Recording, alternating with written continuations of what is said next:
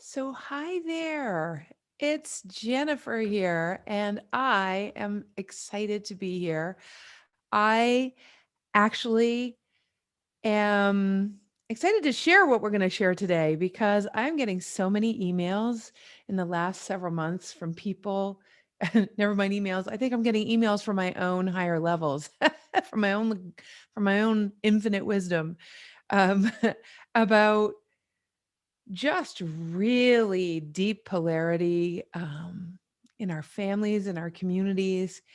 And for some of us, uh, we love a lot. Maybe you're one of those people.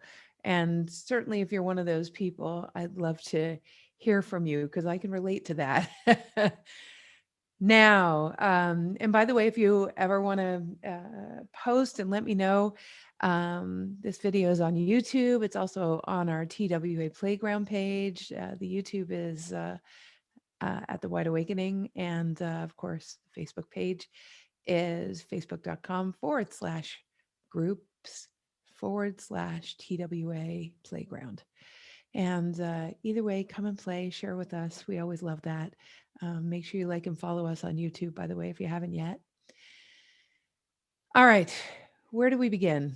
So, I want to share a little bit about, first of all, um, some of the parameters necessary to stay in flow. And at least I know this for sure for me, I need these things to stay in flow.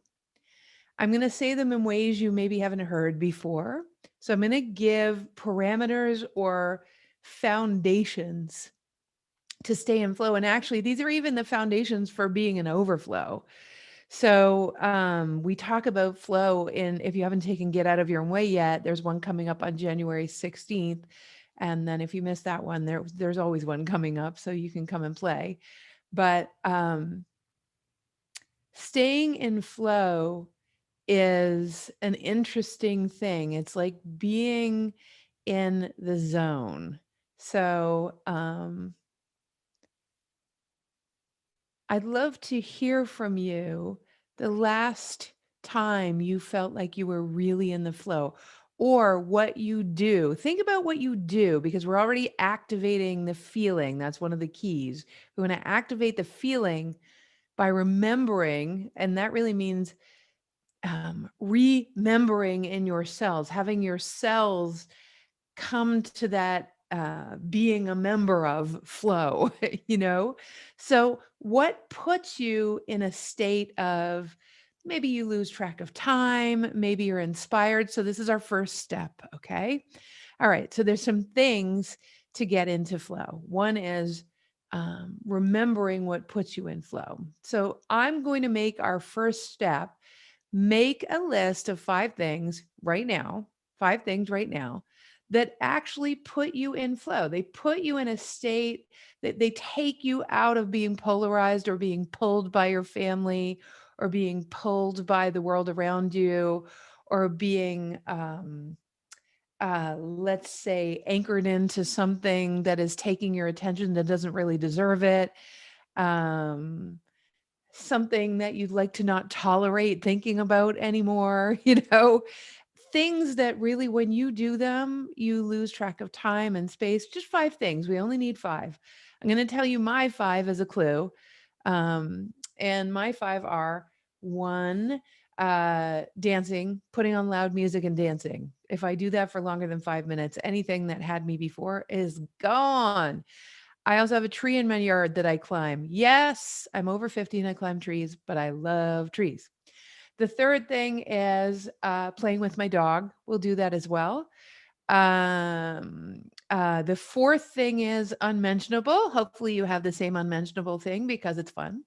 And finally, the fifth thing is I actually sometimes just randomly pick an inspired speaker or a comedian and I just play them. People that I really love to listen to who are funny, funny, funny, funny, funny. Or someone who's super inspiring, and usually inspiring people just to like Brene Brown or, you know, even Abraham Hicks or something like that. Okay. So that's the first step. You need to have a list that you can refer to. And I have my list sitting out in my office. It's on my wall. It's right in front of me, right over there. So pin it up. Okay. So that is step number one. The next is, now you're going to really like this. It's so important. I can't even tell you. It's called spaciousness, space. You need space. Why? So everybody breathe for a second. By the way, in a second, I'll write these all up here too. You need space. What does that mean? Well, three-dimensional existence, in other words, being a human, not sort of understanding that we have over 90% of us that is multidimensional, that really is supported by life itself, greater consciousness, the metaphysical particles that comprise most of what we are and most of what life is over 90%. Now, when we feel alone, we're being in 3D. We're not with our 95%.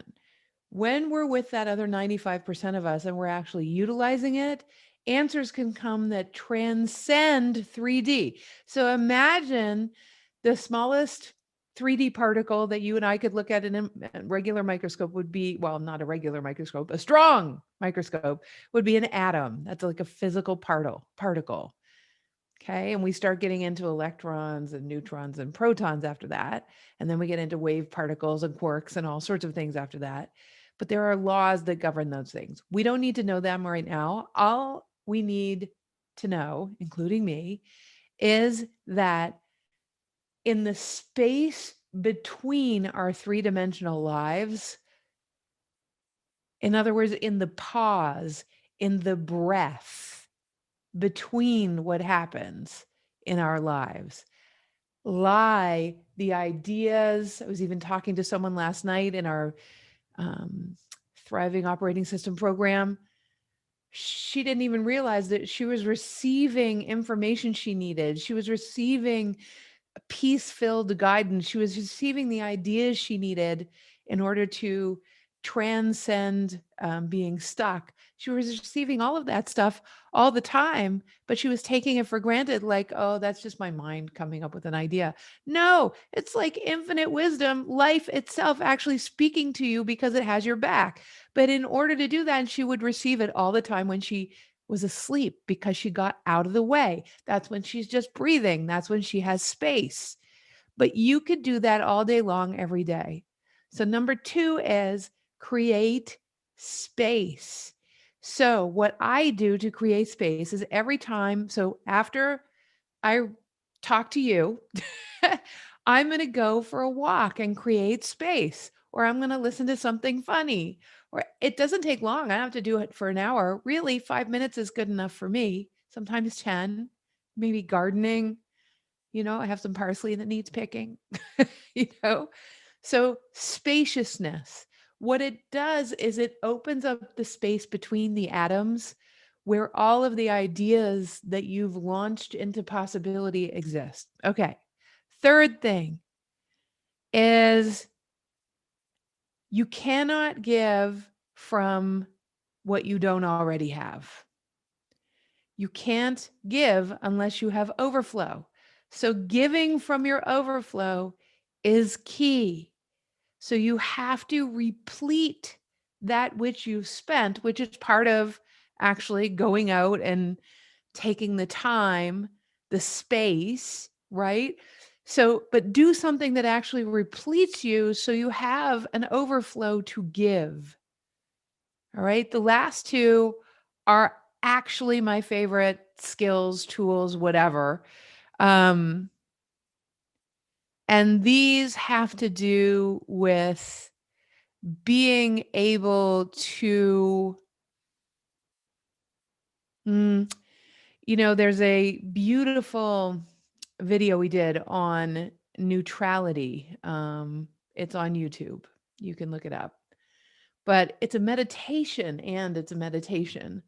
It's a meditation about zero pointing yourself and putting yourself in the 0 point basically what it does, and if you can imagine with me for a second, and we can all do it together right now, what you're doing is you're putting yourself in the middle of your own life and you're basically pushing away. Just imagine that everything that's pulling on you, all those shoulds, musts, and have tos, everyone one that you think that you need to have a conversation with to fix something that's broken, or every part of the world that you think, oh my God, I need to save the world because it's falling apart, or all the things that you carry all get to go outside of you.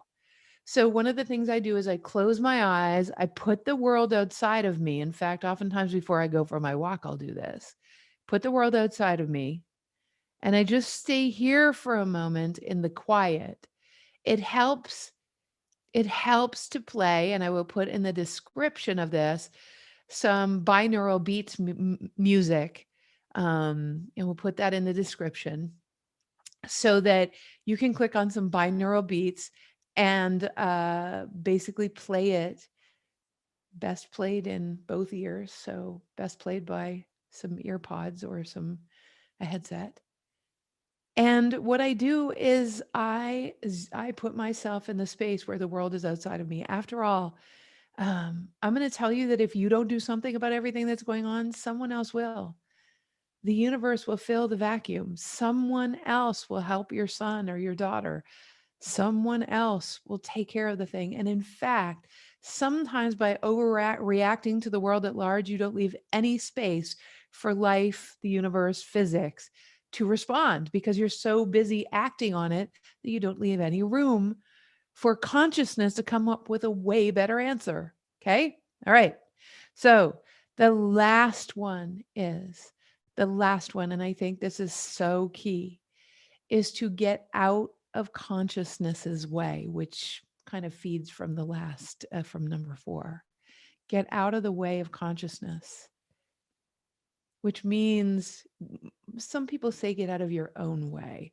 I mean, of course, you probably know by now that we teach a program called Get Out of Your Own Way.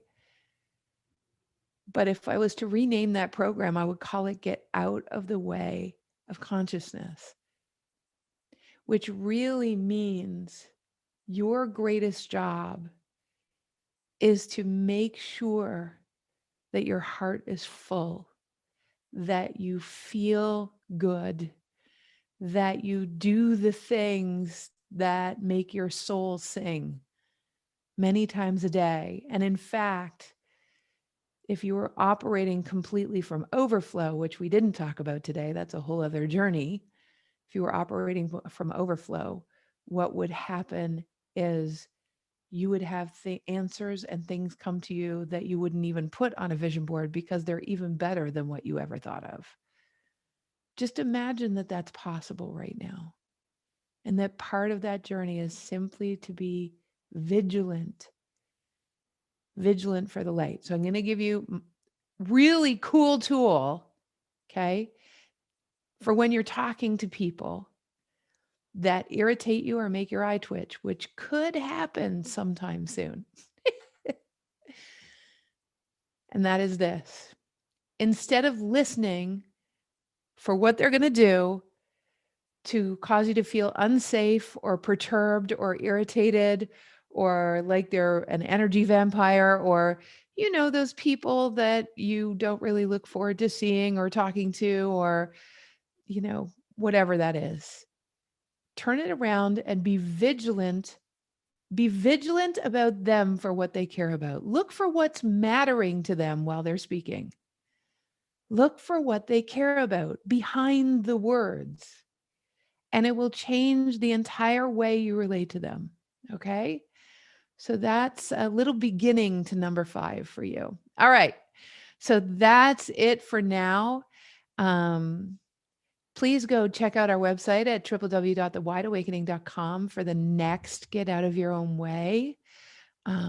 Really get out of the universe's way, right? And know that you can start now by using these 5 tools. I know there are great shifts. I feel them myself. And the faster and the more contrast there is in the world, the more we need these 5 things. because the faster life goes, the more conscientious you want to be and vigilant you want to be for, at very least, this beginning, these 5 tools. And in the meantime, I love and appreciate you. Can't wait to see you soon. And game on, my friends. Big squishy hugs. And we'll see you the next time.